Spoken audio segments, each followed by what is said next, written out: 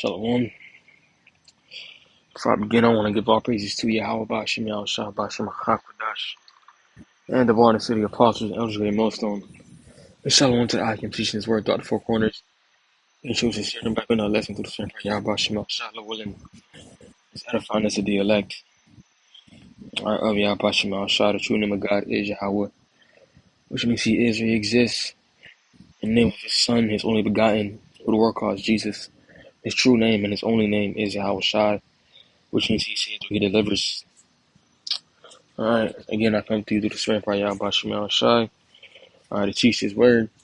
Alright, if you stumble across this lesson, you are to be so-called Black, Latino, or Native American, or you are Israelite. Alright, we are the true biblical Hebrew Israelites, the true Jews, the true chosen people, according to the scriptures. And as you can see, you know what's going on the earth. Right, things are getting bad. Alright, so what is your conversation to be? Alright, quick precept. Isaiah 55 and 6 says, "Seek ye the Lord Yahweh," right? Because it's in all caps. "While he may be found, call ye upon him while he is near." It says, "Let the wicked forsake his way, and the righteous man his thoughts, and let him return unto the Lord Yahweh, and he will have mercy upon him into our power, for he will abundantly pardon." So we have to seek the Lord in these times, all right? Because again, looking at current events, it is very, very high time to get wake out of sleep and forsake your wicked lifestyle, because it is wicked. You're sinning, you're going off, but there's a way back. All right, the Lord has given us a way back. All right, through Yahweh Shai, being our mediator, because when Yahweh Shai gave His life for Israel, starting with the elect, He provided us that way back to Yahweh through Him, because He is our mediator, making intercession. All right, for the nation of Israel, starting with the elect. All right, and hey, we not forcing you, because hey, if this is for you, and if it's not, then all right, do what you want to do. But the election, the elect, like it says in Romans, and 11:7, it says, "What then Israel had not obtained that which he seeketh for, but the election have obtained it, and the rest were blinded." So there's an election, a specific number of people, all right, Israelites, that will take heed, all right, to this word and receive this word in its entirety, all right, return unto the Lord. Okay, and the NLT says, so this is the situation. Most of the people of Israel have not found the favor of the Most High they are looking for so earnestly. A few have, the ones the Most High has chosen, but the hearts of the rest were hardened. So this is about predestination. This is about the Lord choosing who He wants. All right, the Lord has His favorites. All right, to put it simply. Okay, so those that want to heed will take heed, and to those that won't, they won't. But those that's listening to this message and it's resonating with you, and you believe that this is what you've been looking for, then this is most definitely for you. And really, this is for all of Israel, but again, two-thirds of our people, they won't receive it. Okay, and as I was going into these times that we're in, as you can see, wars and rumors of wars, earthquakes in diverse places, uproars of the people, which goes into protests. The mourning of the people, the prices of gas, and basically everything have gone up. Is prophecy. Prices of food and even gas as well. Prices of ordinary things will go up. You hear of wars and rumors of wars, but the end is not yet. These things are are on the way. But again, the Lord has provided us a way back. So when we see these things, we're not fearful. We're not scrambling like roaches when you turn on the light. But we're seeking the Lord. We're getting closer to Him. Are we in these last days? Because what else can we do, right? It's in Baruch. Yes, 4:28. I'm sorry, 27 says, "Be of good comfort, O my children." Speaking to Israel. It says, "Inquire unto the Most High, for ye shall be remembered of Him that brought these things upon you." Right, talking about us going through different captivities, us being under our enemies, etc. It says, for as it was your mind to go astray from the Most High, so being returned seeking 10 times more. So as it was our our fault, serving different idols and doing different wickedness. Right, the Lord, all right, still is giving us the way back. So we got to seek Him now more than ever. Right, because as I said, all right, things haven't really gotten, really, bad yet. You're still able to, it's just got a little tighter, but you still able to go home and turn on your lights. But it's, it's gonna get worse. It's gonna get worse, and these things must be brought upon the earth for, the kingdom to be, translated from one people to another. And when I say one people to another, I'm talking about from Esau Edom, which is the so-called Caucasians. All right, because they're the ones that's in power. Starting with your elites.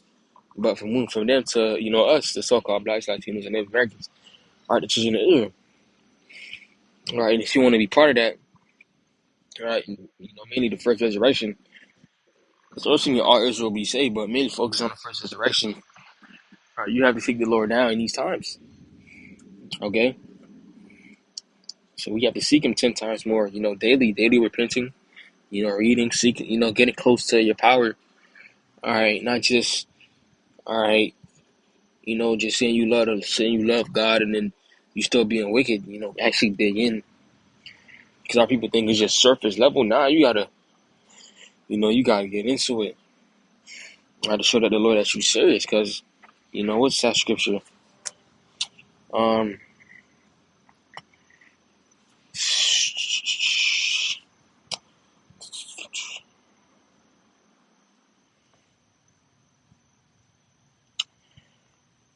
Isaiah 29:19, it says, "Wherefore the Lord said, for as much as this people draw near me with their mouth, and with their lips do honor me, but have removed their heart far from me, and their fear towards me is taught by the precepts of men." So, right, our people just lip service. Right, but their intentions, their conduct, right, is totally different. Or their mindset, how they think, is totally different. Right? Because yeah, you want to sound good. You don't want to seem like you're a bad person, right, Jake? But ideally, you don't really believe what you're saying. You're just saying it because to not look, bad. Because we, as a nation and people, our people have a zeal. Or they have a zeal, knowing that they doing something wrong, but still do it. Regardless, that's not uncommon. That's not uncommon for our people, right? But there has to be a certain change within yourself. There has to be a certain change within yourself. All right, that you're able to admit, and that's me really going into repentance, admitting and being humble, contrite toward the Lord. That Lord, I was wrong. All right, though I was wrong. Okay, because again, you would want to do that now instead of later, because shit is really about to hit the fan. All right, Second Timothy 3:1, it says, "This know also that in the last days perilous times shall come." And when you go into that word perilous, it goes into hard to bear. All right, you think it's hard now. You think gas prices is high. Shit about to get way worse, right? Because when you go to Revelation 6:6, straight to the point, it says, "And I heard a voice in the midst of the four beasts say, a measure of wheat for a penny, and 3 measures of barley for a penny, and see thou heard not the oil and the wine." So, it's like it. It says a measure of wheat for a penny and 3 measures of barley for a penny. When you go into, all right, I'm gonna get into the NLT because it breaks it down more simply, right? Revelation 6 and 6 says, "And I heard a voice from among the four living beings saying, a loaf of wheat bread, or 3 loaves of barley, will cause a day's pay, and don't waste the olive oil and the wine." So just imagine the price of bread costing a day's wage. So imagine, you work in a job, you have your job, and you just calculate how much you make in a day. Just imagine that being the cost of bread. Whether you make 2, 3, or 400 a day. Imagine that being the cost of bread. Okay, and if that's just the bread, imagine meats and gas and other essential items that cost more. And imagine eggs. All right, eggs already got expensive now, so imagine these things. All right, being 100, 200, 300, $400 a day. That's how bad it's gonna get. And if you know that's the case, and if you know, if you're just thinking, if you knowing, you already thinking to yourself, oh, I'm not gonna pay that shit. That's too high. So what do you think the average person is gonna do? All right, because if food is costing that much, then ain't nobody gonna buy it. What do you think they're gonna do? They're gonna steal. And hence the stealing, there's gonna be a lack of food. And with the lack of food, all right, you can finish the rest, killing each other. All right, because the next verse says, and when he had opened the fourth seal, I heard the voice of the fourth beast say, "Come and see." And I looked, and behold, a pale horse, right, a pale horse. All right, and his name that sat on him was Death, and hell followed with him. And power was given unto them over the fourth part of the earth to kill with the sword and with hunger. You see that, with hunger and with death and with the beasts of the earth. So these things are coming. And then it's like, and these things are coming on a mass scale. I'm talking about worldwide. All right, go to Jeremiah 15 for the precept. Jeremiah 15, and I'll start at 1. It says, "Then said the Lord Yahweh unto me, though Moses and Samuel stood before me, yet my mind could not be towards these people. Cast them out of my sight and let them go forth." And that's going to be 2/3, right? Because they don't want to take heed. All right, but this is going also to the time of it's like it. This can relate to the time of Egypt as well. All right, it says, "And it shall come to pass." Our people are rebellious. All right, just put it plainly, they're rebellious. They're very hard headed. They're stubborn. They don't listen. They're very stupid. All right, that's why the Lord don't want all Israel, because it's impossible. When we left Egypt, it was still niggas wanting to go back to Egypt. Niggas that was making a golden calf. All right, niggas making a golden calf of the Lord, and we did all those miracles and brought them through the sea. All right, split the waters, chariots, seen a chariot. All right, they was having gold and being clean, having food. All right, in the wilderness, being protected, clean. All right, but they still was being wicked. So all right, but continuing on, it says, "And it shall come to pass, if they say unto thee, Whether shall we go forth? And then shalt thou tell them, Thus saith the Lord Yahweh, such as are for death to death, and such as are for the sword to the sword, and such as are for the famine to the famine, and such as are for the captivity to the captivity." So, you know, it's gonna be in those times where people go access and come seek the prophets as well. But all right, this could be your judgment. It says, "And I will appoint over them for kind, saith the Lord Yahweh, the sword to slay and the dog to tear." Right, the teeth of wild beasts. It says the sword, and the fowls of the heaven, and the beasts of the earth to devour and destroy. So these things are going to come to pass on a worldwide scale, because wickedness has exceeded polluted the whole earth, and our people has, what's the word I'm looking for? Our people has joined into this wicked lifestyle. Knowing that we have laws, statutes, commandments that we're supposed to follow. All right, everybody know now about the men that's teaching the Bible in downtown that look crazy, that's screaming, etc. But actually take heed, listen to what they're saying. All right, some of them not right, but it's always a general message that you are an Israelite and you need to repent. That's always a general message. All right, but our people don't want to take heed to that. So that pale horse. Okay, but those that seek the Lord and in these times now, won't have to worry about that. It's his jokes, like his joke 5 and starting 19. It says, "He shall deliver thee in 6 troubles." And when it says 6 troubles, it's talking about when shit hits the fan, is Jacob's trouble, etc.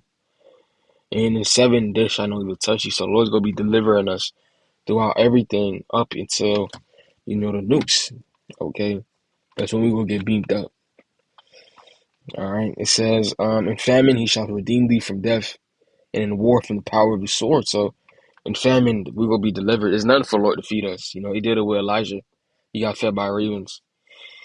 All right. It says in the pattern in the word of power of the source. So people that might try to, run up on us, mainly Esau, Edom, when he tries to come down until it's like a flood, like it says in Isaiah 59, and how it says in Revelation 12, how he will come after the man of the Lord, and how it says in 2 16, and the Lord's going to deliver us. He says, "Thou shalt be hid from the scourge of the tongue. Shall not be afraid of destruction when it cometh.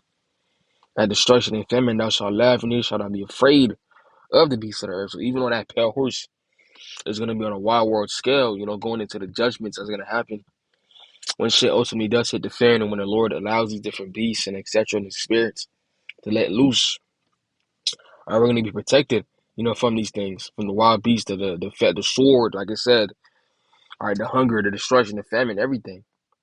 It said, "For thou shalt be in league with the stones of the field, and the beasts of the field shall be at peace with thee." So, the league with the stones of the field, that's, going into, spiritual power. And that's another lesson within itself, but a brief, being in league with the stones of the field is talking about, spiritual power. Because power would be given to the men of Yahweh Shem Shai. All right, the Lord did it before with David. All right, he did it with his mighty men, and it will happen now. Yahweh Shai said it himself in the gospel, how we will do greater works. And Yahweh Shai was doing great things, healing people, all right, feeding thousands. Right, we will do greater. All right. And it says, "The beasts of the field shall be at peace with thee." So you may see a lion or a bear just maul somebody or kill somebody gruesomely, and you just walk right past, and he just, give you a head bob like a shalom. All right. Or he smile. He might just put his fist up. Who knows? But they're not gonna bother us like that. Just give a brief example, like in the movie I Am Legend, how Will Smith seen that lion, and the lion ain't do nothing to him. I believe it was lions or just one lion didn't do nothing to him. That's how it's gonna be with the men of the Lord. And the Lord allows these directors to make these movies to help us, visualize these things when things do ultimately hit the fan, to give us a visual, to prepare our minds for the things that we're about to see. Because this is a time like, never before. But the Lord wants to make sure that we're prepared for these different things and these different outcomes and these different trials that we're going to go through. All we got to do is have faith and don't doubt. All right, it's as simple as that. Don't overcomplicate it. All right, just have faith. That's it. All right, but with that, low one in this lesson was edifying. I want to give all praises to Yahweh, Bashim Damon, and to the apostles, and Elders, great millstone, and Shalom to the I can teach this word throughout the four corners, and choose the city was Hadir Shalom.